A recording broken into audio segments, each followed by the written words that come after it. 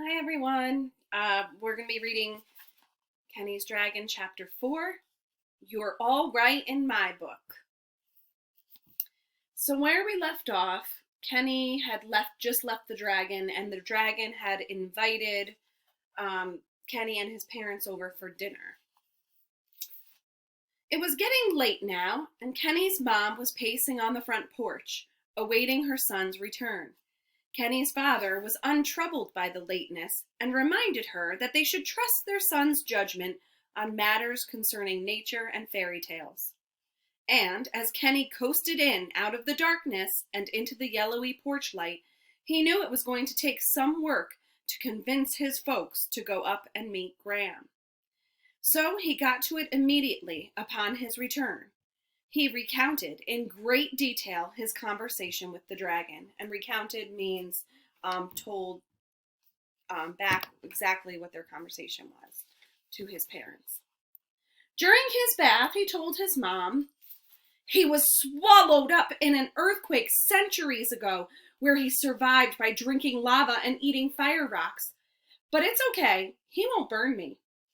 As he climbed into bed, he told his father, Graham says there used to be dragons everywhere, eating people and burning castles. But don't worry, Dad. He won't eat me. And at breakfast next morning, he told both his parents he likes to read and recite poetry and eat creme brulee. I can't wait to see him again. I'm thrilled to hear you've met someone you get along with so well, Kenneth, his mother said as she flipped a fourth helping of pancakes onto his father's plate. But if you're planning on spending more time with that dragon, then I think it best that your father and I go up and meet him too. Don't you think so, Pa? I do indeedy, his father replied as he sipped his coffee. As long as this isn't some plan to eat my sheep, my son, or us, we are all on the same page. So, after school and after his father brought the flock in for the day, the family trotted up the hill to the top of the hill with picnic baskets in hand to meet Kenny's new acquaintance. As they neared the grassy summit, Kenny's father stopped them all just short of the hilltop. He leaned on his walking stick and sized Graham up while slowly chewing on a stalk of grass. The large blue-scaled creature was arranging the boulders at his cave entrance. He would step back and study them, then adjust one and another there, then step back and look at them again. Finally, he noticed Kenny and his family watching him. Ah, ho there, Graham said with a toothy grin. I was tidying the place up for your visit. Kenny's father put his paw on his son's shoulder and spoke first. So, you're not the type of fella to be deceitful to my little boy and trick us all into your belly. The drake's eyes went wide, and then he let out the slightest gasp. Goodness gracious, no, he replied. If your son's a chip off the old block, I would imagine you are a fellow connoisseur of the spoken word. Yes? Kenny's dad just stood there, chewing on his stalk of grass. The dragon looked at Kenny for a sign, but the boy just shrugged. At last his mom grabbed his father by the arm and smiled at Graham. We are very delighted to meet you, Mr. Dragon. Thank you for not eating us. I think you'll enjoy my cooking much better anyway. She turned to Kenny. Kenneth, dear, help me set up the picnic blanket. Please, allow me, Graham said, and walked up to offer his assistance. In doing so, he inadvertently, which means accidentally, stepped right on Kenny's father's foot. His father didn't utter a word. His large eyes said it all. I am terribly sorry, sir, Graham said, then hiccuped. A small fireball puffed out of his mouth, engulfing the farmer, which means it completely went all over Kenny's father, the fireball. Kenny's father looked down at his son. At the last of his singed eyebrows fell to the ground. The boy kept his mouth shut tight, barely suppressing his giggle. Oh, goodness, the dragon said, covering his mouth. I'm a bit skimble-scamble today, and when I get nervous, I hiccup. Kenny's mom took her apron off and wiped the ash from her husband's face. Kenneth, she said, get some cool water for your father's foot. It should keep the swelling down. There's that creek at the foot of the hill, Graham said, as he took the bucket that they'd used to carry the refreshments. In the dragon's scaly hand, the bucket looked like a little drinking cup. Let me go! Get it! With that, he bounded off. I don't want anything, Pa, Kenny's mom said, putting his hat back over his singed hair. You'll be fine. Besides, you're making him as nervous as all get out. With Kenny's dad comfortably soaking his foot, dinner was served. Spread out on the gingham picnic blanket was a delicious meal of radish souffle, sweet glazed carrots, and parsleyed potatoes. The dragon squealed, Oh, I haven't had sweet morsels like this in a long, long time.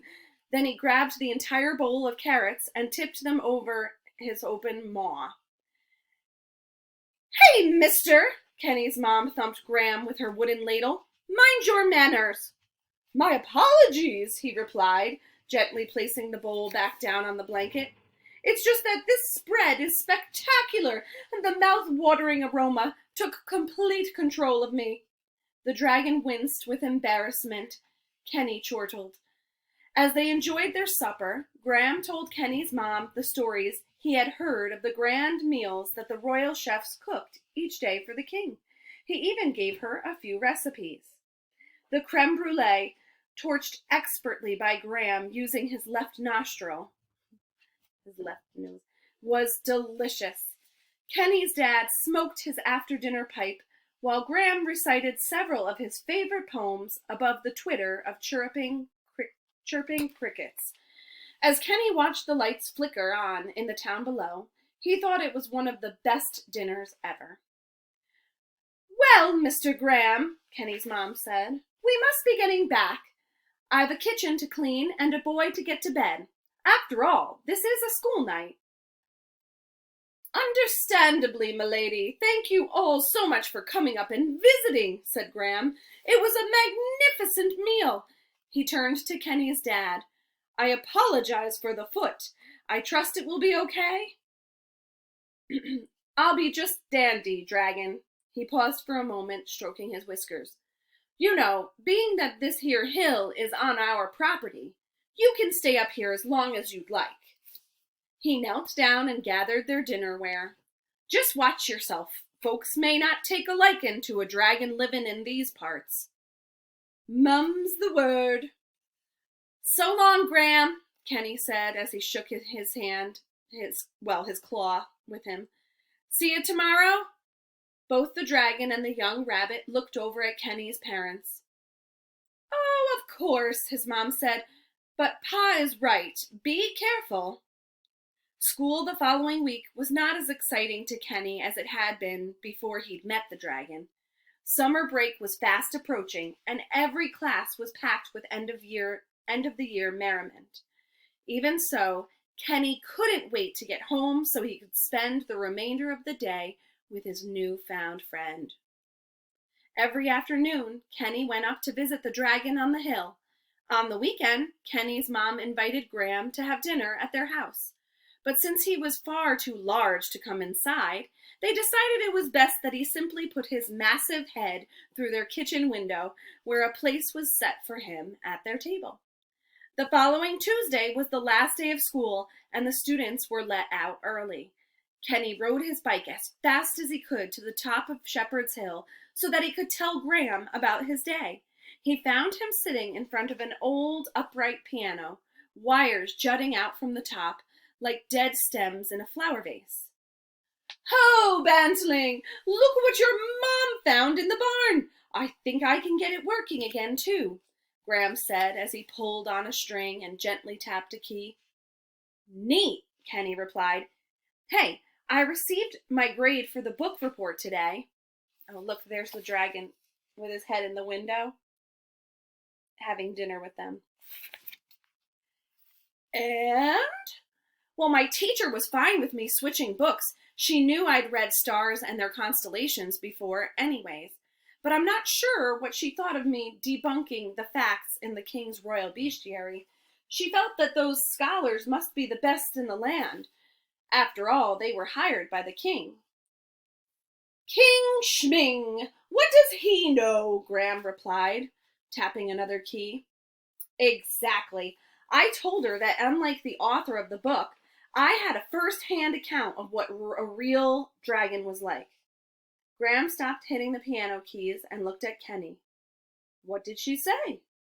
She said I had a great imagination and gave me a B+ for effort. Well done! You'll go on to write your own bestiary someday, you'll see. The dragon smiled and returned to tuning the piano. So, Kenny said as he emptied out his book bag, what are we reading next? A dozen different books, gathered from his bedroom bookshelf, fell out onto the grass. For the next couple of weeks, the dragon and Kenny read every book that he owned. I had no idea the entire planet was populated by giant lizards like myself. What a rollicking time that must have been, Graham said of a book on the dinosaurs. This Beowulf fellow had a severe anger management problem, he sneered after he and Kenny read the epic poem about the Nordic warrior. He's quite a blackguard, if you ask me. You mean to tell me that these little creepy crawlies turn into beautiful butterflies? Now that's true magic, he declared, after studying Kenny's book on insects. Some days, the two were too excited to relax and read, so they would invent other fun activities to do. I had no idea you could make a kite out of stuff from around the house, Kenny said, as they flew homemade kites on the hilltop one windy afternoon. Wow, I am no good with watercolors, the lad said with a sigh one dusky evening. But this sunset sure is pretty, and your painting looks great. My mom used to play a lot, Kenny said, sitting at the piano stool. She's gonna flip when she hears that I learned how to play chopsticks. It's her favorite. One